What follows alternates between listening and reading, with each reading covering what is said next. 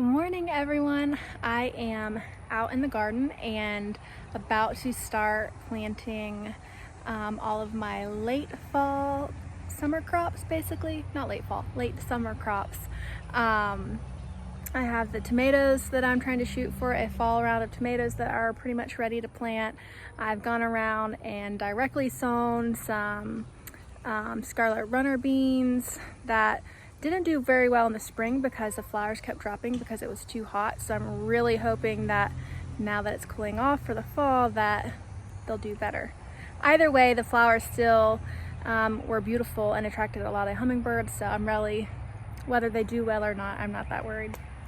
So I've got some tomatoes to plant. I've got some late summer bunch of basil plants that I need to plant, a bunch of different flowers and flowering herbs that I'm planning on planting. And so yeah, I have the rest of my kind of winter crops that are going to be carrying me through all winter and all fall still getting going inside the house, and I'll show you those in a little bit as well because it's just so fun to see everything starting to sprout and pop up. But yeah, so I'll show you what I've got to work with today and what I've done so far. But yeah.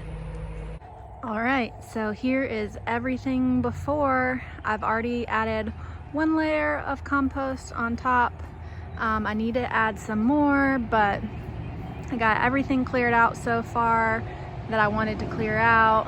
I'm trying to propagate this basil right here, this African blue basil, which is why that looks so sad. But yeah, I just need to add a little bit more compost to every bed, but I think I might do some planting still and then just fill in the compost around. So fresh, clean slate before going into fall. It looks so pretty. These are all the trays that I've got to get in the ground right now. On this side of the trellis, I did some Wanda peas that they're called, and then on this other side I did some sugar snap and Alaska peas, and then I did scarlet runner beans all right there. And I'm planning on doing all sweet peas just because they'll be pretty and smell really beautiful and be fun to take inside for vases.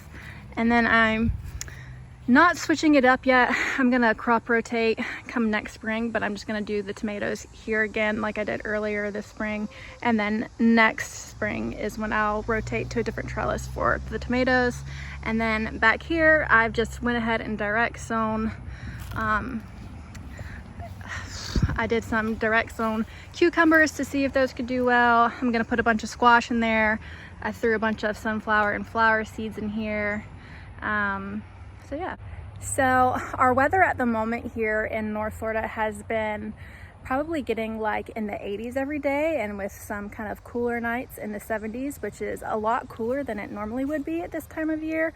But not that I mind, I really like the break from the heat. But so I don't know if we're gonna have an earlier frost this year than usual, but usually we have warm weather all the way up until December. Like, I can't tell you how many Christmases I've spent in short sleeves and not needing a sweater because that's just how warm it stays here. So having cooler temperatures already in September is kind of strange, but kind of nice too. I really am enjoying the change of seasons so far. So yeah. Hi y'all, I am out in the garden, and I think I last left off saying that I was going to go inside and show you how my plants were looking in the grow light. However, it's been a few days and I have decided to move them outside to start hardening off. I've already started the hardening off process inside, so which is just removing them from their perfect conditions under the grow light with perfectly monitored amount of water and light, and start getting them used to some outside conditions with wind and different amount of light. It's been really gloomy days, which is perfect to start for hardening off. So I'm not worried about them getting any sort of sun scorched or anything like that. So yeah, they're looking really good. So I'm going to show you what everything's looking like and how everything is looking that I recently just planted, because wow, it really hasn't been long and they have already just shot up. It's just amazing how quickly things grow, and just especially once you get them in the ground. Plants just are so resilient and they grow so fast, even when you're worried, like, oh, they end up doing so much better than you thought. I have a bunch of things going that I'm just so happy about. So let me show you around. Also, if you see me constantly itching myself, I have been eaten by mosquitoes.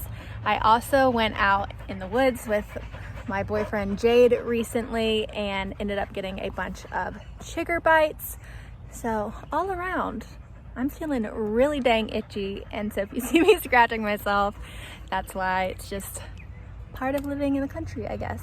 Well, I'm not exactly in the country. I'm like 15 minutes from town, but my parents live 15 minutes even further from town, so bugs. So I have all of my lettuces. Can you believe they're already this big? And look over here, I have some mustards, my nettle greens, some butternut and kaboka squash. Just look how big these have already gotten. It's so wild. All of my cabbages and yep, just all of my cabbages, I think. Oh, some cauliflower.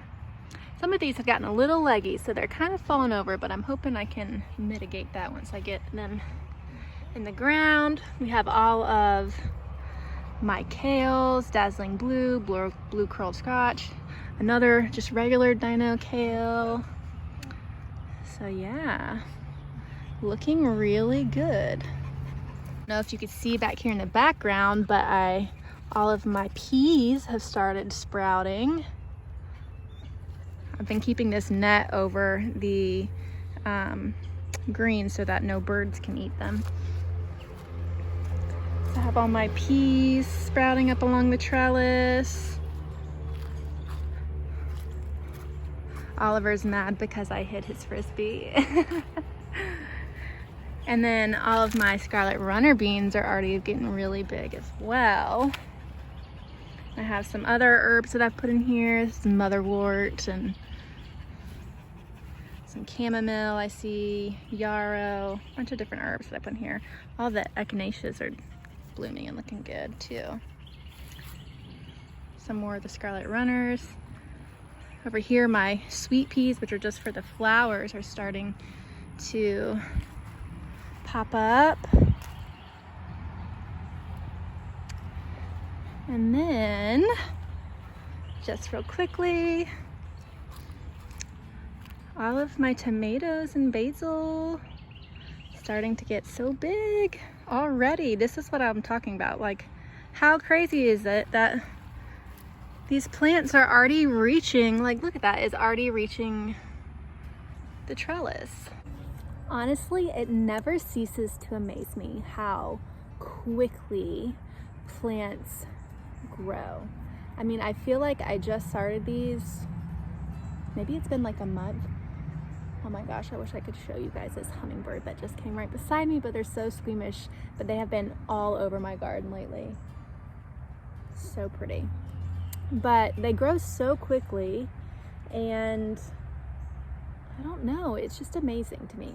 Honestly, I have no other words other than that it's amazing. I also think it shows the importance of making sure you look up what you're able to grow in your season and when, because I think there's a lot of people I know here in Florida who are always asking me what I'm planning to grow for fall, and just don't even realize the amount of options and potential that they have for fall, or that they can grow the entire season here in Florida and never have to stop growing. I honestly feel like I do better in fall and winter than I have during spring and summer. Of course, I don't get as many beautiful flowers and just the crazy wildness and fun of summer. I don't know if you guys saw my last video of like my spring and summer recap, but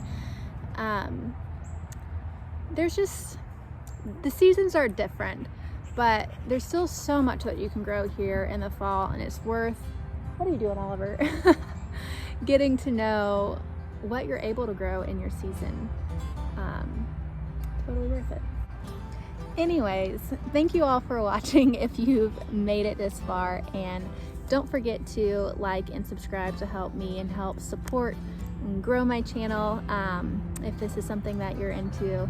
And I'll see you next time. Garden tours for fall and winter should be commencing pretty soon, so stick around. It's gonna be a fun fall and winter.